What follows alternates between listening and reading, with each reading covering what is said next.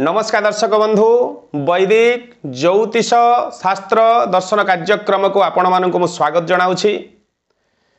धारावाहिक भावे आम्भे शिल्पशास्त्र विषय आलोचना करूछु।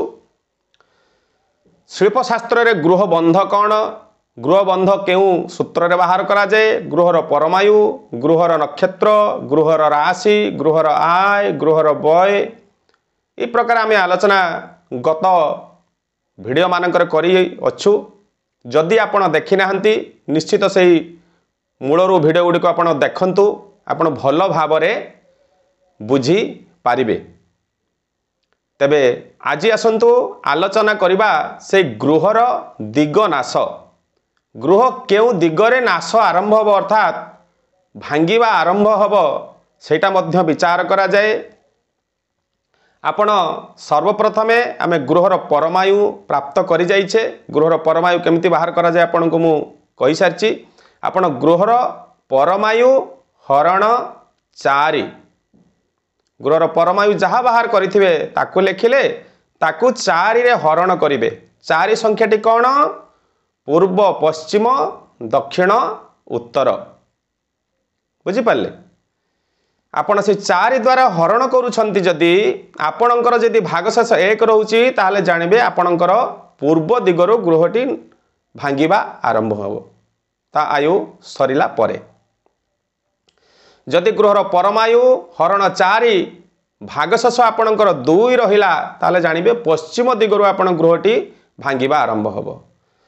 जदि गृहर परमायु हरण 4 जदि 3 रहिला भागशेष आपण जानिबे दक्षिण दिगरो आपण गृहटी नष्ट भांगिबा आरंभ हबो।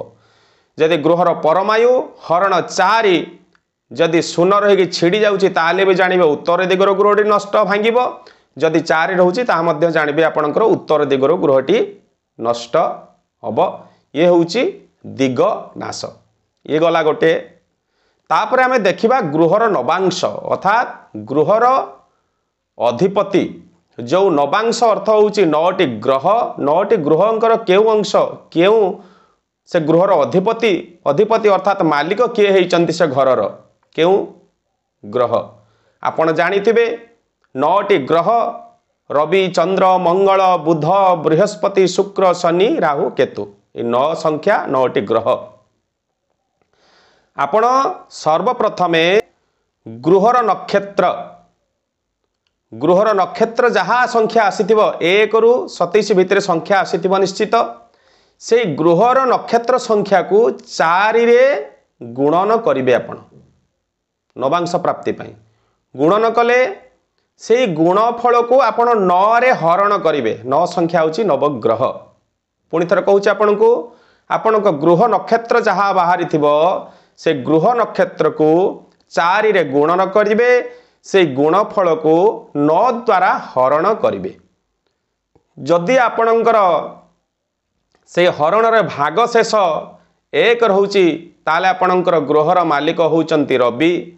जदि गृहर भाग शेष सेई हरण रे 2 रहिला ताले चंद्र। जदि 3 रहिला ताले मंगल। जदि 4 रहिला ताले बुध। जदि 5 रहिला ताले बृहस्पति। जदि 6 रहिला ताले शुक्र। जदि 7 रहिला ताले शनि एवं 8 रहिले राहु एवं 9 रहिले केतु। जदि भागशेष एई संख्या रहउची एई ग्रह अधिपति हेइथांती। तेबे आपण जानिथिबे 9टी ग्रह मध्यरु किछि पाप ग्रह अछंती, किछि शुभ ग्रह अछंती। पाप ग्रह मानकर जदि संख्या आसुची आपण गृह करिबा उचित नुहे। नवांश से गृहर अधिपति जदि पाप ग्रह आसुचंती करिबा उचित नुहे। जेतेबेले शुभ ग्रह आसुचंती निश्चित नवांश रे से शुभ ग्रह मानकर गृह अधिपति करिबा गृह अधिपति करिबा उचित। तेबे शुभ ग्रह केउ माने बृहस्पति, शुक्र, बुध एवं चंद्र। ए माने 4 जण होउचंती शुभ ग्रह। आपण मने रखंतु जेतेबेले 2 संख्या आसीबो चंद्रंक संख्या आसिला निश्चित सेठी होउची शुभ। एवं जदि भागशेष 4 आसिला ताले जानिबो बुध निश्चित शुभ। जदि भागशेष 5 रहउची ताले बृहस्पति ताले शुभ। एवं जदि भागशेष 6 रहउची निश्चित शुक्र शुभ। जदि आपणकर 1 रहउची रवि रहिले अशुभ। 3 रहिले मंगल अशुभ। 7 रहिले शनि भागशेष जहाँकि अशुभ, 8 रहिले राहु अशुभ, 9 रहिले मध्य केतु अशुभ होता है। तेबे फल कौन होता है? क्यों ग्रहर अधिपति नवांश हेले गृहर अधिपति अथवा नवांश हेले कौन फल देता? जदि आपणकर भागशेष 1 रोचे रवि अधिपति हेले जहाँकि चौर भय से गृह उपरे चोर मानकर दृष्टि सब रहिबो, चौर भय लागिक रहिबो। जदि भागशेष आपणकर 2 रहिला चंद्र निश्चित आपणकर धन सुख एवं भोगी होता शुभ होता है। आपणकर जदि भागशेष आपणकर 3 रहिला मंगल निश्चित विष भय आपण विभिन्न प्रकार विष जनित सर्प भय जंतु भय एवं सेठी विष द्वारा फूड पॉइजन एवं विष द्वारा मृत्यु पीड़ा भोग होता है से गृह। जदि आपणकर भागशेष 4 रोचे बुध निश्चित से गृहकर्ता गोटे दाता होता दानी होता समस्तंकार प्रिय भात्र होता। एवं जदि भागशेष 5 रोचे निश्चित बृहस्पति हेले नृपति भोग अर्थात राजा जमीतिका सुख भोग करिथांती धन धान्य सुख सौभाग्य गृह भूमि जान वाहन से प्रकार भोग होता है बृहस्पति। विशेषकर अधिपति जो 5 बृहस्पति आसिले ही से गृह शुभ विचार करा जाइए। आपण देखिए सब बेले चेष्टा करेंगे 5 आने बृहस्पति जदि न आणुच पुणी आंगुली चेंज करंतु दैर्घ्य प्रस्तर आग पछ करंतु पंध ठीक आसीबो निश्चित। जदि आपणकर 7 रहिला शनि निश्चित शनिंकर फल होची नपुंसक से गृहकर्ता निश्चित संतान हानि संतान द्वारा कष्ट संतान प्राप्तरु वंचित होइथांती।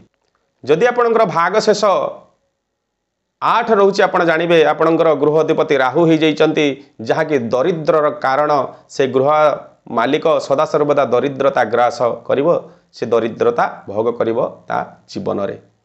जदि आपणकर भागशेष आपणकर रोचे 8 9 बा 0 छिड़ी जाउची आपण जानिबे केतु आपणकर गृह अधिपति होइचंती ये मध्य अशुभ।